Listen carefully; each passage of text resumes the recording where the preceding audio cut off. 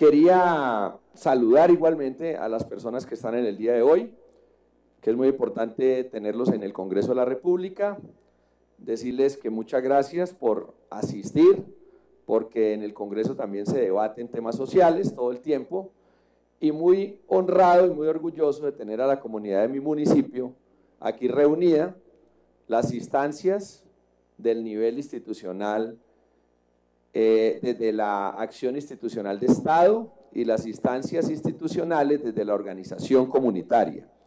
Por eso es un honor tenerlos acá. Quiero saludar a todas las personas que se hacen presentes en el día de hoy, en especial a los alcaldes de nuestro municipio de Fusagasugá, el doctor Luis Cifuentes Abogal, el alcalde del municipio de Pasca, a los concejales, estoy viendo a la doctora Luz Fani, estoy viendo al doctor Hernán Cubillos, al doctor Andrés Sáenz, estoy viendo a nuestro gerente de la empresa de servicios públicos, al doctor Julián Duarte. Igualmente en la institucionalidad hay un delegado de la Agencia Nacional Minera, que es Miriam Beatriz Vence, un delegado de la Agencia Nacional, de la Autoridad Nacional de Licencias Ambientales, Guillermo Acevedo. Tenemos el delegado, sí, del señor gobernador, dos delegados, Efraín Eduardo Contreras, el secretario de Ambiente, y el doctor Carlos Montaña, secretario de Minas y Energía de Cundinamarca. Tenemos en presencia a nuestro director general de la CAR, Néstor Guillermo Franco, a todos saludarlo especialmente. Tenemos hoy la presencia también del departamento a través de su asamblea con nuestro diputado, el doctor Pedro Aníbal Cárdenas Vélez, un saludo especial, también hijo de Fusagasugá y habitante de Fusa. Tenemos igualmente un grupo de personas significativas, de ciudadanos que se han organizado y quienes van a tomar en intervención la palabra: al veedor ciudadano Clima Copinilla, un saludo especial, a Oscar Duarte, vicepresidente de los trabajadores de la empresa de servicios públicos, a Fernando, quien también está acá, que es su presidente. Tenemos a Patricia Rodríguez de la Fundación Nuestro Páramo, tenemos a Luis González de la Fundación Agua y Petróleo, Mari Espinosa, presidente de la Junta de Acción Comunal del Guavio Bajo, quien en el primer contexto van a hacer la intervención social. Tenemos amigos y presidentes de las juntas comunales de Fusagasugá. Tenemos igualmente personas de los gremios. Aquí está el sector cafetero, veo un gran líder dirigente del sector cafetero. Tenemos en la representación regional el director regional de la corporación, que es el doctor Néstor Ruiz, y también gracias a los colegas que el día de hoy igualmente se hacen presentes en la audiencia formal citada por la Comisión Quinta, que es el presidente, el doctor Luciano Grisales del departamento del Quindío, el doctor Rubén Darío Molano del departamento de Cundinamarca, con quien mañana también vamos a estar interviniendo en una audiencia para tocar el tema de la laguna de Fúquene. Estamos en el día de hoy, primero en lo personal, complacido de tener mi comunidad de Fusagasugá, pero en segundo momento, tener a la comunidad de Fusagasugá en un tema que es de interés de todos, porque el tema ambiental, en el principio constitucional, que reza en el artículo 79, dice: todas las personas tienen el derecho a gozar de un ambiente sano, primer momento. Pero en segundo momento, las acciones de Estado que se van a enmarcar en una dinámica de un tríptico: Estado, mercado, sociedad civil, donde en el triángulo, en la tríada, hay un ambiente. Ese tríptico debe armonizarse para que el territorio esté socialmente establecido y haya una coordinación, pero además también haya una estabilidad social. Saludo especialmente a nuestros ediles. Estoy viendo a Saulito, a todos los amigos ediles, gracias por estar acá, gracias. Estaba diciendo que hay un tríptico Estado, mercado, sociedad civil que tiene que armonizarse en un territorio, que por eso en el medio del tríptico está el ambiente. Y ese ambiente es el valor supremo desde los bienes y servicios, pero el territorio también es el valor supremo. La interrelación de la sociedad con el Estado y con el mercado tendrá que ser la armonización social. Damos la bienvenida al alcalde de Fusagasugá, el doctor Luis Cifuentes, un gran abrazo. Nuestro alcalde aquí presente también. Y esa interrelación Estado, mercado, sociedad civil, siempre va a estar en una armonía que permita igualmente la estabilidad social. Si hay desarmonía en ellos tres, la estabilidad social no se va a producir. Y efectivamente la desarmonía es la que genera la complejidad de cualquier sociedad. Pues nuestro territorio de Colombia tiene 114 millones de hectáreas, de las cuales casi 65 tienen una vocación en materia ambiental. Y en ella están todos los ecosistemas, porque Colombia tiene ecosistemas de tierras bajas, que le llama la técnica, por debajo de los 1000 metros. En esos ecosistemas por debajo de 1000 metros sobre el nivel del mar están los ecosistemas de la selva amazónica, que técnicamente es un bosque lluvioso tropical, el Chocó biogeográfico, bosque lluvioso tropical, están los valles interandinos, que están por debajo de los 1000 metros, usualmente caracterizados como bosques lluviosos tropicales, o otros hay unos bosques secos tropicales, es lo usual en Colombia. Tenemos la zona de la Orinoquía, con los llanos orientales y el Orinoco propiamente, están por debajo de los 1000 metros, ahí hay ecosistemas de sabana y hay ecosistemas de bosque lluvioso tropical, como el Amazonas Norte, y tenemos en ese mismo sector, además de sabana y de bosque lluvioso tropical, también tenemos unos ecosistemas que están muy relacionados con el agua subsuperficial, que está, es decir, lo que le llaman nivel freático alto, por eso le llaman ecosistemas freatófitos, quiere decir el nivel freático alto. ¿Eso qué quiere decir? Que ustedes meten un elemento, un instrumento para punzar la tierra y el agua está ahí nomás, está muy cerca, entonces agua. ¿Cómo le llaman en los llanos? Bosques de galerías, ecosistemas de humedales, y hay muchos elementos que van a permitir igualmente tener la interrelación del agua. Y al lado de los ríos, que le llaman los bosques de galerías, pues eso también el nivel de agua ahí es muy alto, muy alto. Entonces eso es como, ¿y qué otro ecosistema por debajo de los 1000 metros sobre el nivel del mar? Están las sabanas de la costa, donde hay unos ecosistemas con una característica del suelo importante para la producción, y otros desiertos, que entonces son ecosistemas de desierto, y entonces eso le llaman ecosistemas xerofíticos, o sea, hay solo, o sea, la Guajira y todos los elementos de sabana desértica que van a permitir entonces que haya condiciones agrestes. Segundo momento, el ecosistema de montaña. ¿Cuál es el ecosistema de montaña? El que supera los 1000 metros sobre el nivel del mar, y ahí empiezan con algo que todos conocemos, el ecosistema andino. Pero entonces hay subandino, andino propiamente, alto andino o bosque de niebla, como se llama el bosque de niebla. ¿Por qué? Porque como ya es más alta la montaña, la nube lo mantiene ahí. Y entonces es el bosque de niebla, todo el tiempo la nube está ahí. Entonces, el ecosistema de montaña me va a permitir a mí una interrelación en el ciclo hidrológico respecto a la precipitación, porque la lluvia no es solamente vertical. Quiere decir que uno llueve, cuando llueve uno miraría para arriba y claro, la lluvia le cae en la cara, pero también hay una lluvia horizontal, que es la nube depositando agua. Y claro, ¿qué es lo que recoge el agua? Pues las montañas. O sea que en los bosques andinos, tanto andino, el subandino y el de alto andino de montaña o de bosque de niebla, ahí siempre va a haber una nube depositando agua. Pero ahora hay un ecosistema por encima de los 3000 metros que es relevante, que se llama el páramo, que también se clasifica en páramo bajo, páramo propiamente y superpáramo.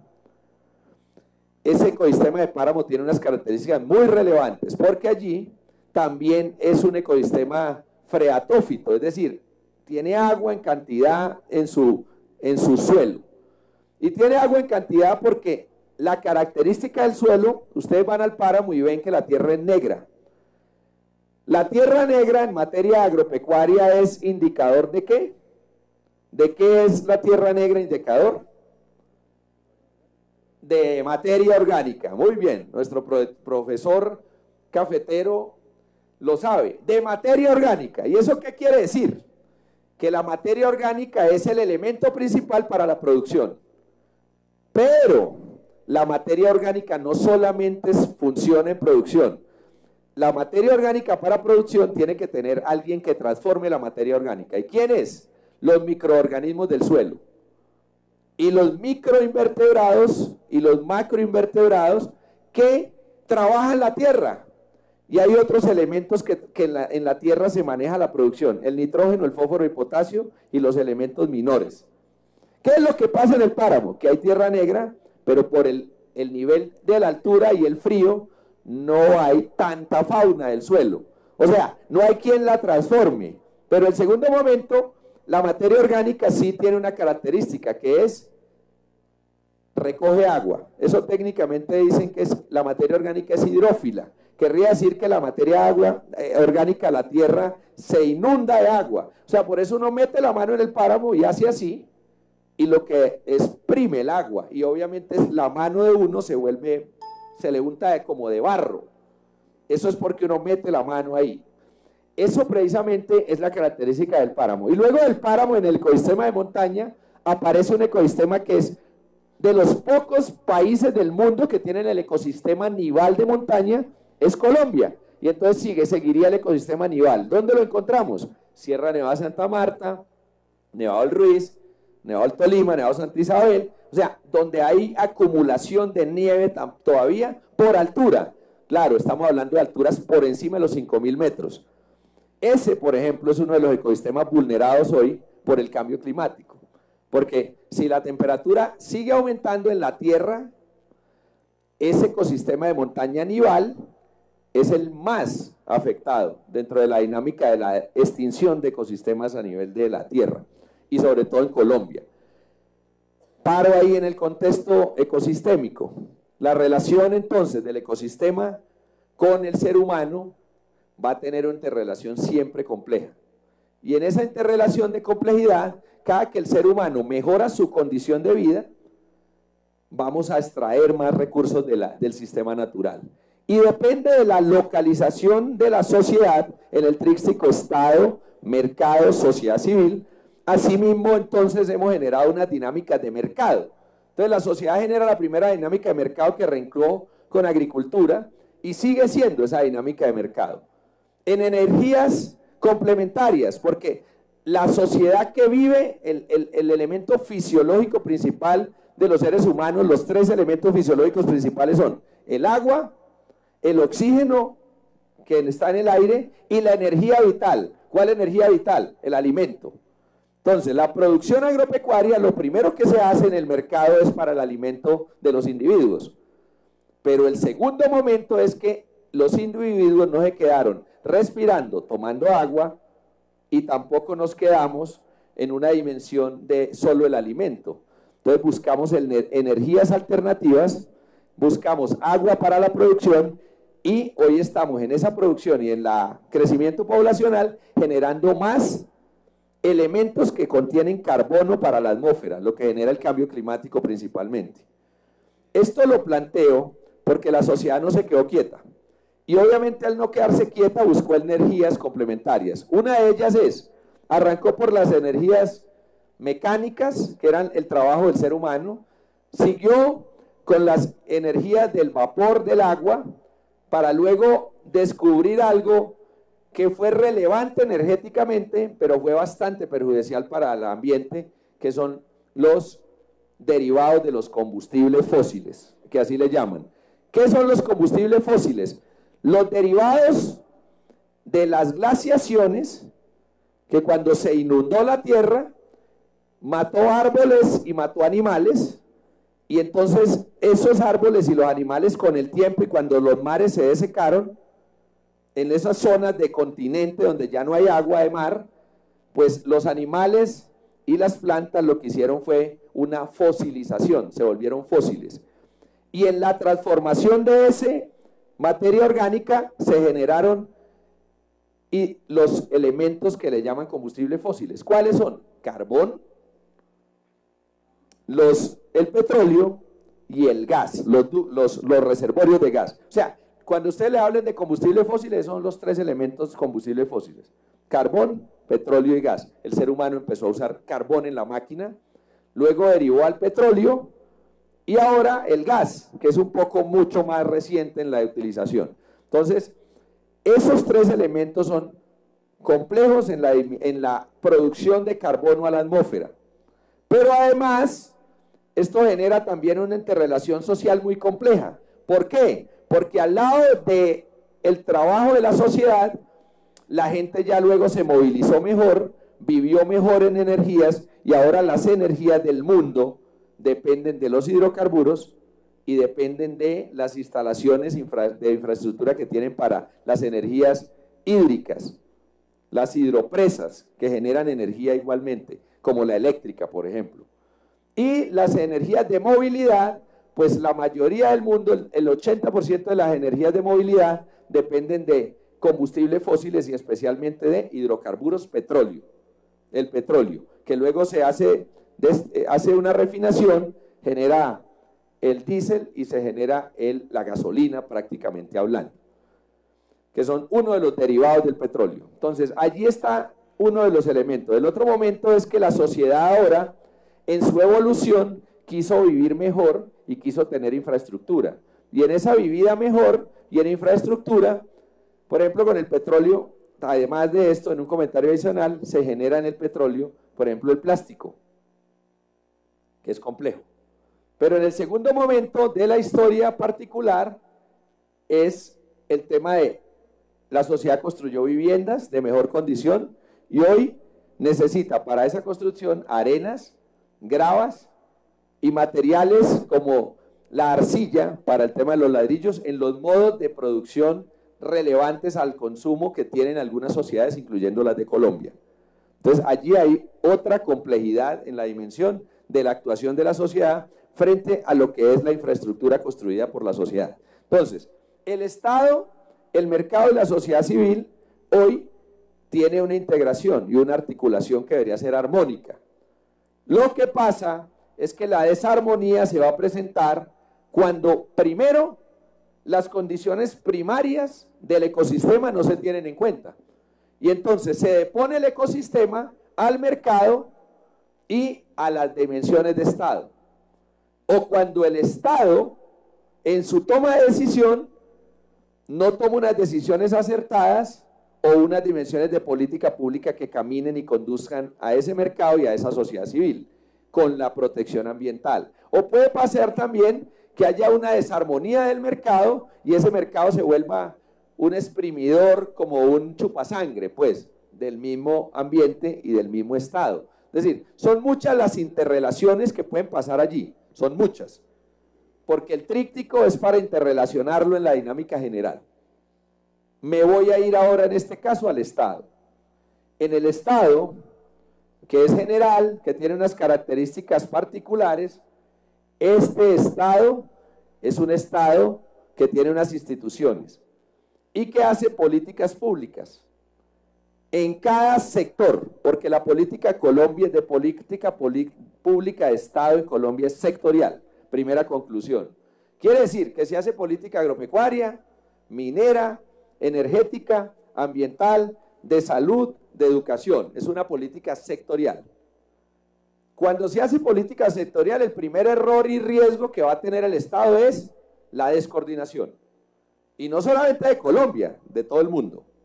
Y por eso el Estado tiene que todos los días hacer controles para coordinar. Segundo momento en la política de Estado, las instituciones representadas en tres poderes públicos. Legislativo, les damos la bienvenida, teóricamente aquí están en el poder legislativo, dos cámaras, una Cámara de Representantes con 166 representantes a la Cámara por Colombia, de todos los departamentos y territorios elegidos en esa jurisdicción y 102 senadores y regidos a nivel de la jurisdicción nacional.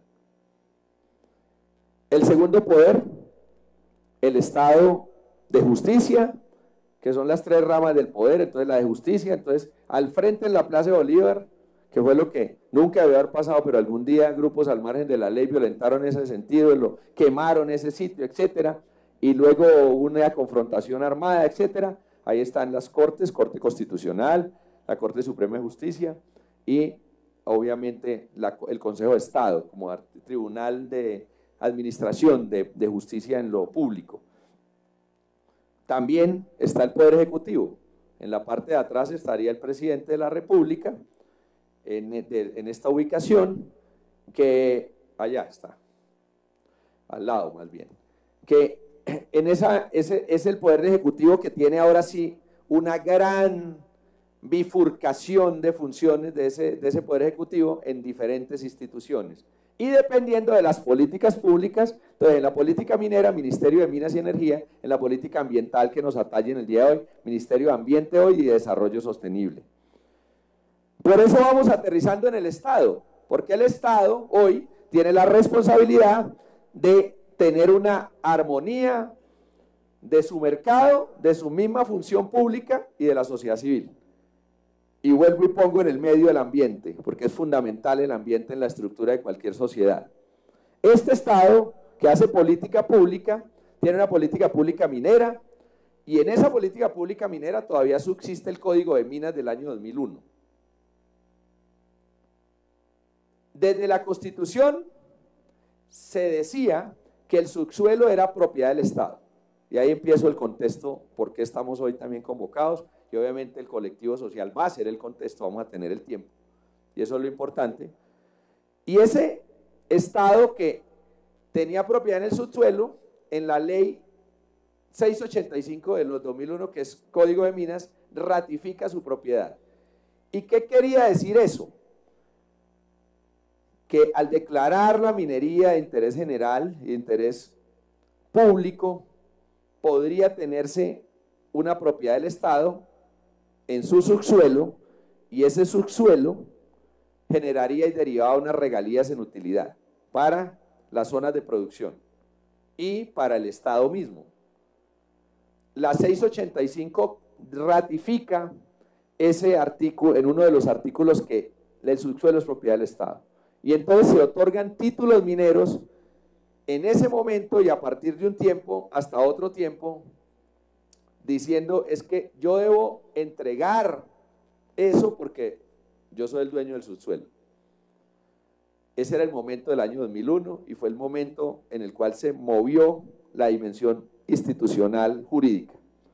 Segundo momento, desde el año 93, pero también desde el Código de los Recursos Naturales, pero como instrumento, desde el año 93, se le dijo que el ministerio era una autoridad en materia ambiental y en lo regional las corporaciones autónomas regionales. Y entonces el ministerio tenía una dirección de licencias ambientales, hoy tiene una institución particular para licencias ambientales que es la ANLA, Autoridad Nacional de Licencias Ambientales. Es recién creada, no tiene mucho tiempo, no tiene más de 5 años, y el ministerio como tal de Ambiente y Desarrollo Sostenible tampoco no tiene más de 5 años, más de 6 años desde el 2011, en la reorganización del ministerio, porque el primer ministerio de la Ley 99 fue Ministerio de Medio Ambiente, el segundo ministerio fue Unificación con Desarrollo y Aguas, y luego el tercero, Ministerio de Ambiente y Desarrollo Sostenible, año 2011, bajo la vigencia del Plan de Desarrollo de la Ley 1450. ¿Qué permite esto? Entender que la política ambiental va a ser trazada por un Ministerio de Ambiente y la política minera por el Ministerio de Minas y Energía. ¿Qué se presupone? Coordinación institucional. ¿Qué se presupone? Complementos con los territorios. ¿Qué se presupone? Acciones de subsidiariedad. ¿Qué se presupone? Coordinación con lo local. Pues resulta que otra ley, que era la ley 388 del año 97, determinó que todos los municipios deberían reordenarse en los planes de ordenamiento territorial. Y los planes de ordenamiento territorial, así se llama la generalidad, pero son hasta 30.000 habitantes, esquemas de ordenamiento territorial. De 30.000 a 100.000, plan básico de ordenamiento territorial. Y de 100.000 para arriba, plan de ordenamiento territorial. Nuestro municipio de Fusagasugá tiene hoy plan de ordenamiento territorial. ¿Por qué? Porque pasábamos la población de los 100.000 habitantes. Y está trazado ese plan de ordenamiento territorial desde el año 2001 en un acuerdo 29, aprobado por el Consejo Municipal a partir de la propuesta elaborada del alcalde de la época con una armonía con el Consejo Territorial de Planeación y la CAR en ese momento. Luego, presupone entonces ello que el Consejo aprobara y adoptara el acuerdo. Siguiente momento. Los temas ambientales. En el derecho ambiental, artículo 279, todas las personas tienen derecho a un ambiente sano, pues se ha generado un cambio en la dinámica de las percepciones y de la posición de la Corte Constitucional en materia de todos los temas.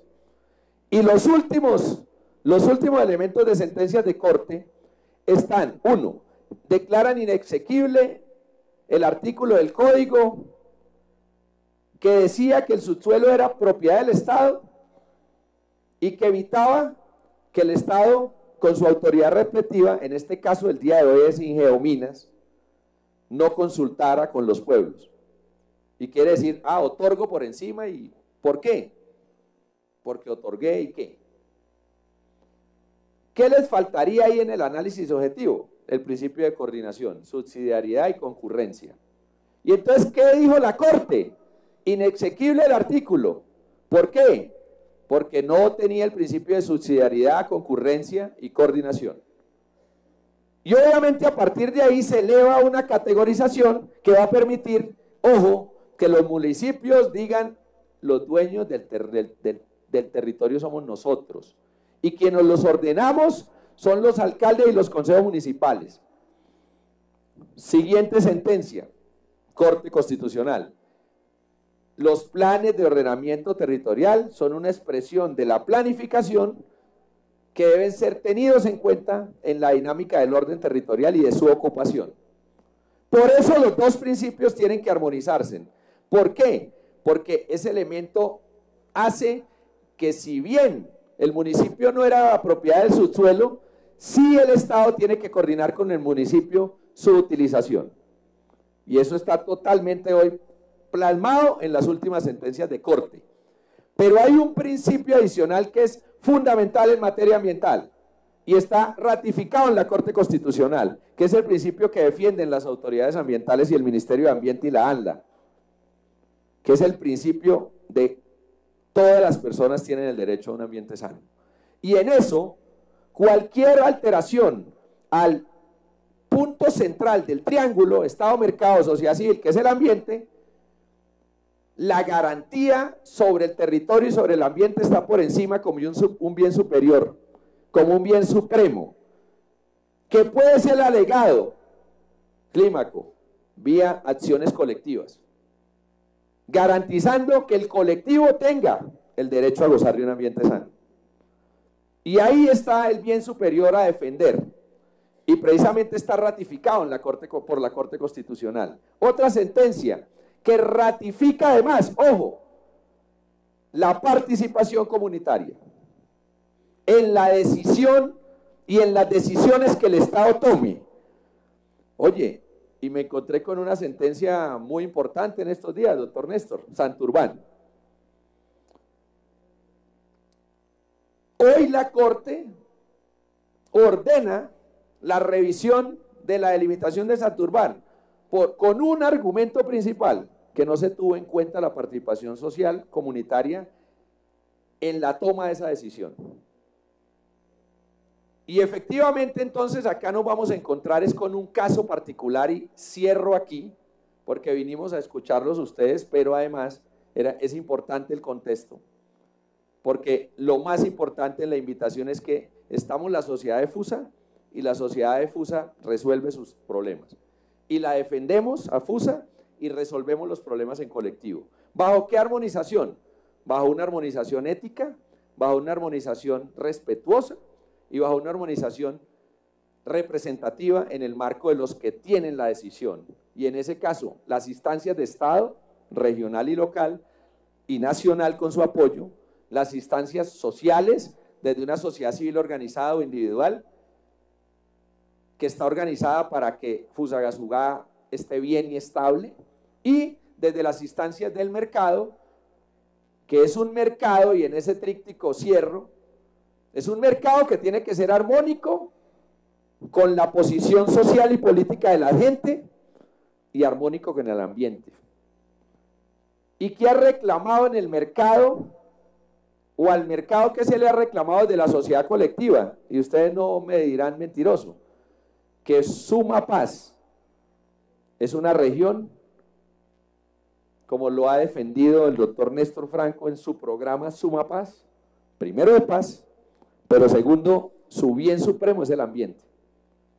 Y que las actividades productivas del mercado que quepan son actividades productivas de bajo impacto, y en ello están formas de agricultura y pecuarias que no deriven de altos impactos. Por tanto, el Sumapaz también ha dicho a las actividades de alto impacto, no a las actividades de alto impacto. Y quiere decir entonces que de plano uno diría, y es lo que he reclamado y hemos reclamado usted y yo, doctor Luciano, usted para el Quindío, un gran congresista, un defensor a ultranza de los temas ambientales y rurales de su territorio y del país, que hemos reclamado, y lo hemos reclamado y le hemos insistido al gobierno, y con mucho respeto, siempre el mensaje a los ministros: ojo, el ordenamiento ambiental del territorio. Ordenamiento ambiental del territorio como el elemento principal de Colombia para saber qué hay que conservar y qué sería el bien supremo a conservar. ¿Bajo qué marcos? Bajo los escenarios de planificación que hoy existen. ¿Bajo qué marcos? Bajo las dinámicas institucionales que hoy existen. Sin embargo, ahí hay una superposición de instituciones y superposición de declaratorias. Y por eso, en esa superposición de declaratorias, tenemos que acudir al Código de los Recursos Naturales, que habló de las áreas de manejo especial, donde la máxima categoría es el Parque Nacional. Y ahí están las áreas de reserva complementarias, que pueden ser nacionales. Caso Quininí, por ejemplo, señores, en Sumapaz, nosotros conocemos el Quininí. Por ejemplo, esta es una reserva nacional, declarada en tiempos de Inderena. Y esa reserva la cuida teóricamente el Estado en coordinación con el municipio. Sin embargo, por ejemplo, allá hay una desarmonía social, porque Bateas, todos conocemos Bateas, aquí estamos en el Sumapaz, Bateas lo construyeron dentro de la reserva, ¿me entienden? Y ahora los habitantes de Bateas lo que reclaman es que lo saquemos de la reserva. Es un reclamo contrario, porque quedó en la reserva. Y entonces las reservas también a veces se sustraen o se amplían. En el marco entonces del mercado, pues se reclama entonces, primero ordenamiento ambiental, pero hemos reclamado luego, doctor Luciano, ordenamiento social del territorio. ¿Por qué social? Porque resulta que hay sociedades, perdóneme la expresión de manera general, mal establecidas en el ecosistema. ¿Qué es mal establecidas? Y no tienen la responsabilidad nadie, es histórica la responsabilidad. Por ejemplo, Bogotá, la ubicaron a 2.600 metros sobre el nivel del mar, está mal establecida. Desecaron los humedales de sabana para estar Bogotá. Por ejemplo, municipios de páramo, están en el páramo. En Sabana tenemos, en nuestro Cundinamarca tenemos más de 3 municipios ubicados en el páramo. En Santander, más de 3 municipios ubicados en el páramo. O sea, municipios cuya iglesia está a 3.000 metros sobre el nivel del mar. Y entonces ahí ya se genera una desarmonía social que hay que establecer y ponernos de acuerdo para homologar usos del suelo. Y el tercer momento, el momento productivo. ¿Productivo por qué? Porque las zonas van a tener una tendencia. Y en esa tendencia, por ejemplo, unos reclaman hidrocarburos y hay sociedad mentalmente establecida para los hidrocarburos. Otros reclaman minería, hay sociedad establecida para la minería. Si esta audiencia pública fuera, por ejemplo, en Lenguasaque, Cucunubá, Guachetá, ahí hay pequeña minería. Y los pequeños mineros reclaman su actividad social económica de pequeña minería. Y reclaman su minería. Y le dicen a uno, es que no ayudan a formalizar los títulos. Y es que no nos dan la licencia ambiental. Claro, válidos. Válidos porque es su idiosincrasia y ha sido su identidad histórica. Inclusive a mí me ha dado pesar muchas veces que en el estado regulatorio extremo le hayan puesto a esos pequeños mineros criminales y le hayan puesto ilegales, o sea, los han tratado mal también. Porque claro que al lado de la minería o de otro negocio hay criminalidad, pero son criminales los que toman las armas y hacen acciones negativas contra la sociedad, pero esos pequeños mineros a veces los toman como criminales y eso también no es justo. Y yo conozco pequeños mineros de Guachetá, Lenguasaque, Cucunubá, Sutatausa, Tausa, que son buenos, que son decentes, que han generado economía para sus pueblos y que generan empleo. Hoy, por supuesto, que excusamos a la doctora Silvana Javid, la presidenta de la Agencia Nacional Minera. La excusamos, ¿por qué? Porque resulta que ayer se presentaron un impasse en minería en Boyacá y hay muertos de por medio en Corrales, Boyacá, y tuvo que desplazarse. Y por supuesto, recibimos con mucho pesar la noticia, porque es que la pequeña minería también tiene que tener técnica. Y a los pequeños mineros, también el Estado, Oscar, tiene que darles asistencia técnica, porque la minería no es solamente para los grandes, y eso lo hemos peleado en este Congreso. La minería también es para el pequeño minero, el que ha sido dueño histórico de los títulos, no solamente para los medianos y los grandes mineros. Y a esos pequeños, como a los pequeños agricultores, hay que darles asistencia técnica y hay que mejorarles su producción para que se vuelvan microempresarios mineros desde su localía. Pero obviamente en esas regiones hay alegato en materia minera y válido.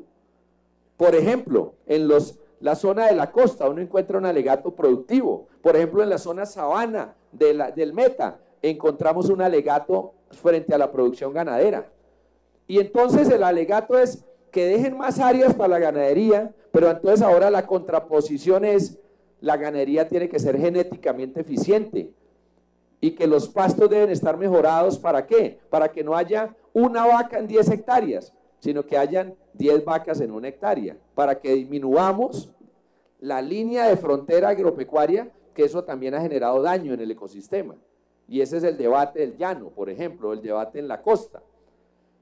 Llegamos al Sumapaz y llegamos a Cundinamarca, nuestro epicentro. En Cundinamarca, lo primero que hay que concluir es que es el territorio más presionado socialmente de Colombia, primer momento. ¿Por qué el más presionado? Porque tenemos la capital más grande y hoy la capital de todos, 8 millones de habitantes en el medio de Cundinamarca, en el corazón. Es tan insostenible la capital que mata el río Bogotá. Y cuando uno habla de qué es sostenibilidad, el principio de sostenibilidad dice cuando una sociedad se desarrolla sin agotar y sin contaminar al extremo sus recursos naturales y su territorio. Bogotá no es sostenible, de plano, primera conclusión. ¿Por qué? Porque mata el río Bogotá con sus aguas residuales. Por eso se han hecho todas las acciones de política pública para que haya plantas de aguas residuales en el Salitre, en Fucha, Tunjuelo. La verdad, ahí hay una importante labor de la corporación en ese tema del río Bogotá.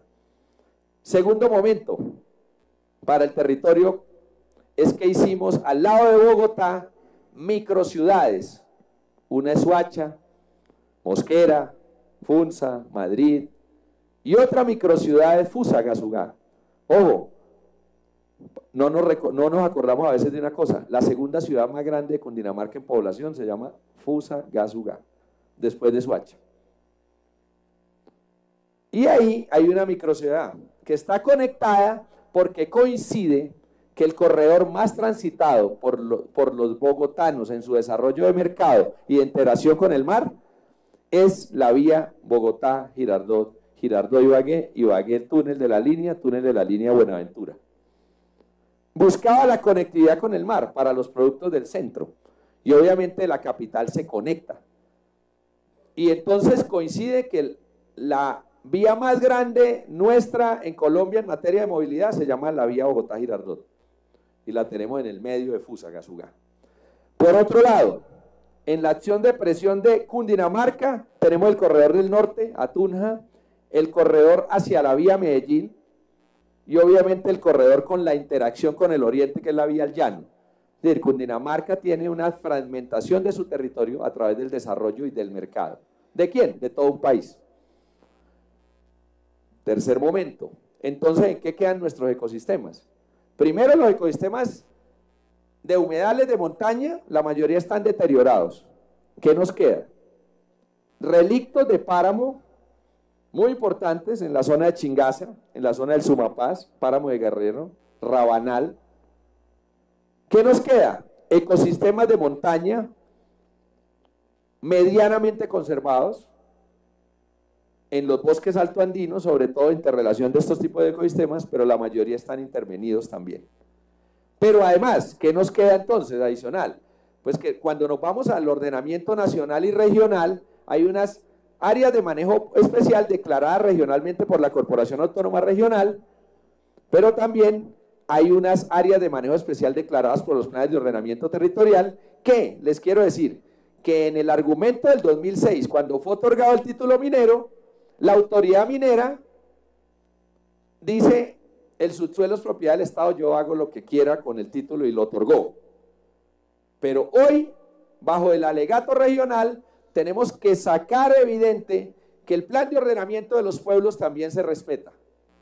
Y el plan de ordenamiento de los pueblos determinó, en el caso de Fusa, en el acuerdo 29, que ahorita lo ratifican las instituciones, es una zona de conservación para el acuerdo 29.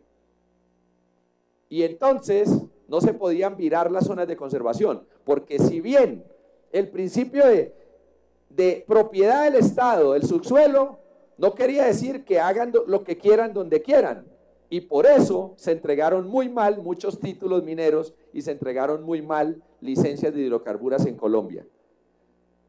Y obviamente allí es donde hay que resarcir las acciones en el marco de la cordialidad, pero de la concurrencia, coordinación y la contundencia institucional.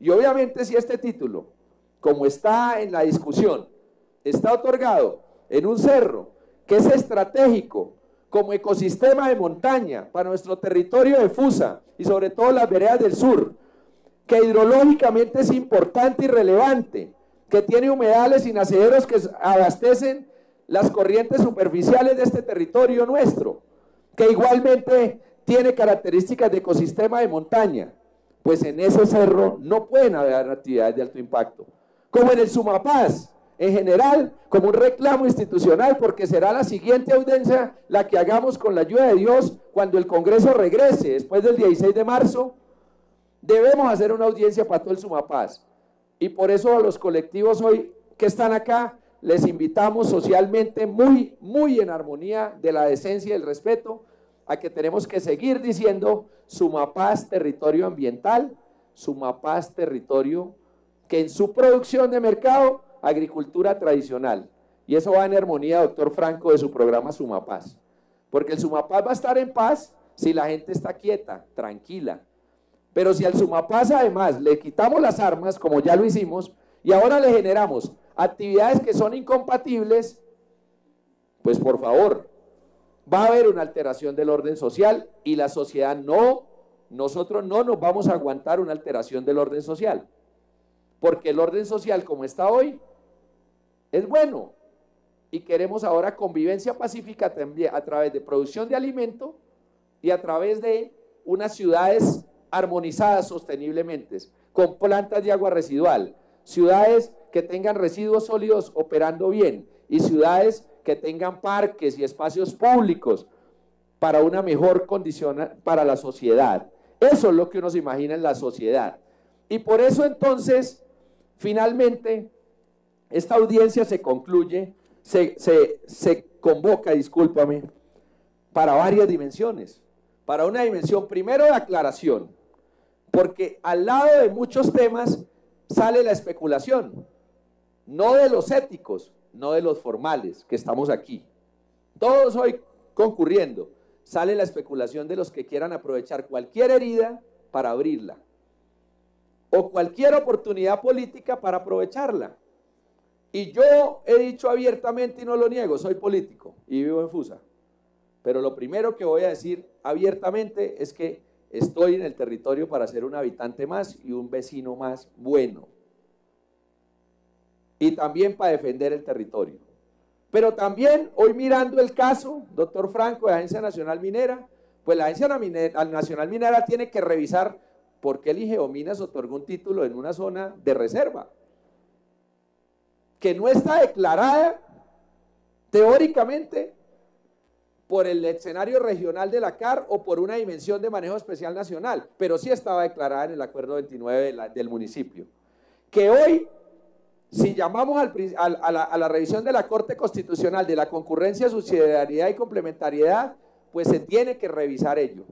Pero lo dos, también la pregunta, ¿por qué en la CAR se autoriza la licencia ambiental?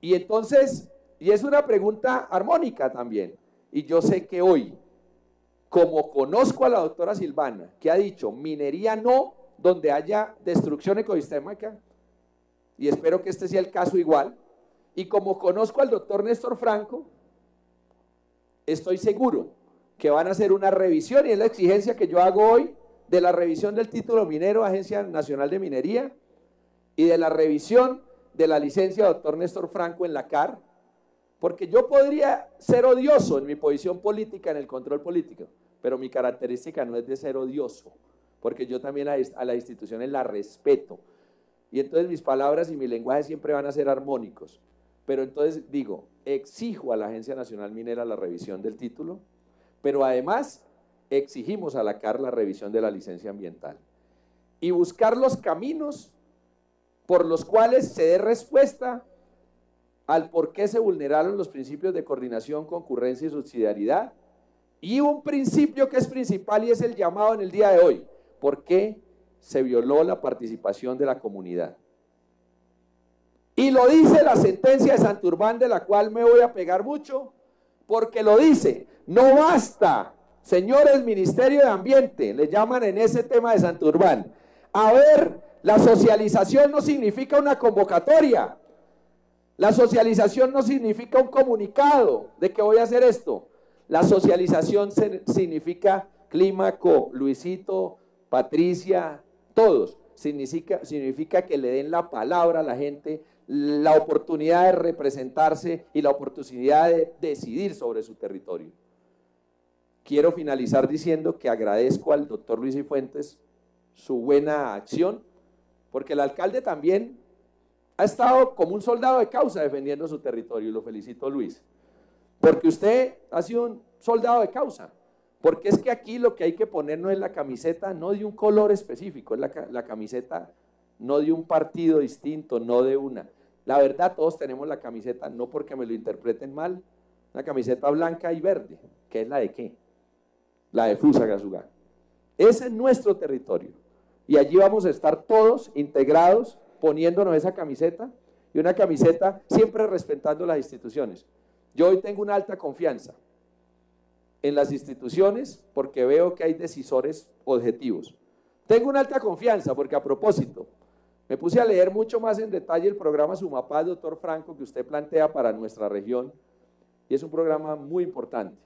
Tan importante es que debemos también aprovecharlo más, doctor Néstor, para que las ciudades sostenibles que usted sueña en su plan de acción también estén en Sumapaz, porque de allí parte la paz y el Sumapaz como un elemento de paz, pero además porque esa cuenca hidrográfica que usted decidió reproteger y contraproteger en materia de su política de acción institucional, merece hoy, por ejemplo, que el programa de pagos por servicios ambientales llegue urgentemente a nuestro territorio, que el campesino que no puede hoy producir tenga un servicio ambiental en su bolsillo, porque él merece vivir también, conservando pero viviendo. Y merecemos tener municipios sostenibles desde las plantas de aguas residuales, desde el manejo de los residuos sólidos, y aprovecho para hacer el llamado. Y merecemos también que las zonas protegidas tengan una declaratoria de mayor acción. Por eso agradezco mucho hoy el PONCA del Sumapaz, doctor Néstor, y agradeceré mucho más la acción de delimitación del páramo en la dimensión de la ley 1753, que es la nueva ley de distribución. ¿Por qué? Porque vamos a tener unas categorías de cartografía más bajas que nos permitan tener un territorio, una lupa de mirar el territorio más objetivo. Y allí necesitamos seguir peleando por ese territorio en ese sentido. Entonces, yo sí le veo muchas bondades al proyecto Sumapaz, doctor Néstor, y le veo, por ejemplo, bondades que en el tema de los proyectos de alto impacto sean excluidos de un territorio que hoy tiene armonización social. Y es una realidad y hay que plantearlo abiertamente, no nos tiene que dar miedo decirlo, porque las actividades de alto impacto son bienvenidas, donde socialmente haya establecimiento mental para el tema. Y lo otro es que necesitamos igualmente en esa revisión siempre con el respeto. Y entonces allí hay una acción del mercado de un interesado en esa dinámica, pues esa persona hay que respetarlo y hay que darle el debido proceso también, pero hay que decirle, el Sumapaz no aguanta una actividad de alto impacto, y menos el Cerro de Pico de Plata, menos la Cuchilla de San Rafael Los Robles, menos la Cuchilla de Peñas Blancas, menos el Cerro de Quininí, menos el Cerro Fusacatán, es decir, todos nuestros corredores andinos que tenemos en nuestro territorio, porque esas son zonas de intercambio ecosistémico en materia hidrológica. Y esa materia hidrológica es la que debe protegerse por encima de cualquier acción social, inclusive la agropecuaria, ojo con eso, inclusive porque son sitios intocables, mis queridos conciudadanos de Fusagasugá y de Sumapaz, Clímaco, inclusive porque es una actividad que debe conservarse porque son las zonas de recarga hídrica, y eso es un tema muy importante. Agradezco al alcalde de Pasca su presencia, porque nuestro alcalde de Pasca está aquí. ¿Por qué? Porque en este cerro hay confluencia de intereses regionales, y entonces es un límite entre Pasca y Fusa en los sectores donde estamos discutiendo, y quisimos que el alcalde de Pasca y sus instituciones estuvieran igualmente acá. Agradezco su interés, como agradezco al gobernador haber enviado sus secretarios principales, y voy a dar paso a decirles igualmente, Guillermo, un mensaje a la ANLA. Ojalá que esta reflexión quede, porque si hay algo que ha perdido el Estado tiempo, y usted que viene desde hace mucho tiempo y es un gran técnico, hemos perdido tiempo por esa falta de ordenamiento ambiental, social y productivo del territorio, porque deberían en muchas licencias ya llegar la actividad puesta, Néstor, y decir ahí no se puede. ¿Por qué? Porque el sistema de información geográfica lo prohíbe. ¿Qué quiere decir eso? Que de una vez diga, esta solicitud en el Cerro Pico de Plata de Fusa, no, esa es una zona de conservación, que hay que decirle a los 5 minutos, no. Y no ponerse a generar institucionalmente una descoordinación que deriva en esto.